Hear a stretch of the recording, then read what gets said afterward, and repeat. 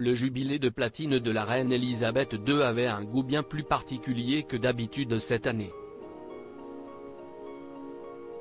Au début du mois de juin, la souveraine, dont le record d'années passées sur le trône ne sera sans doute plus jamais dépassé, fêtait ses 70 ans de règne. Un exploit qui a mis l'alarme à l'œil de plusieurs personnes, à commencer par les fans évidemment mais aussi le prince Charles. À l'époque, le futur héritier prenait conscience qu'il s'agissait sûrement du dernier anniversaire de la sorte célébré par sa maman. Voir une foule aussi dense réunie devant le palais de Buckingham pour applaudir la reine fut un trop-plein d'émotions. Même la principale intéressée, qui ne devait pas apparaître sur le balcon en raison de sa fatigue et de ses pépins de santé, semblait avoir essuyé une larme devant tout l'amour que le peuple britannique était en train de lui donner. Cet amour, la souveraine en avait bien besoin. Elle, qui a respecté son engagement jusqu'au dernier jour, elle serrait encore la main de l'ex-première ministre Liz Truss 2 jours avant sa mort, avait perdu l'amour de sa vie l'année précédente. Le jubilé de platine était donc joyeux mais empreint de nostalgie et de tristesse de constater qu'une page serait bel et bien tournée prochainement.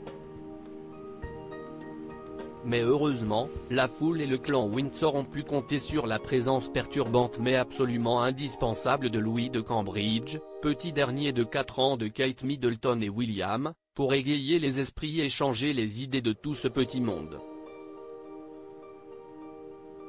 Grimaces, mots boudeuses, cris. Louis, star du jubilé. Si l'événement était très important pour la famille royale, autant dire que regarder des chevaux et des soldats passer au ralenti pendant des heures sans rien faire ou saluer la foule de longues minutes n'a rien d'intéressant pour de jeunes enfants. Certes, George, 9 ans, et Charlotte, 7 ans, ont réussi à faire bonne figure mais ce fut défi impossible pour le petit Louis. Alors Monsieur Scène est donné à cœur joie, pour le plus grand bonheur des admirateurs de la couronne. Sur le balcon de Buckingham, voir défiler les avions était certes intéressant mais le balai incessant a fini par lui casser les oreilles. À chaque passage, Louis se bouchait littéralement les oreilles, sa grande sœur aussi, pour protéger ses tympans et ne tenait plus en place.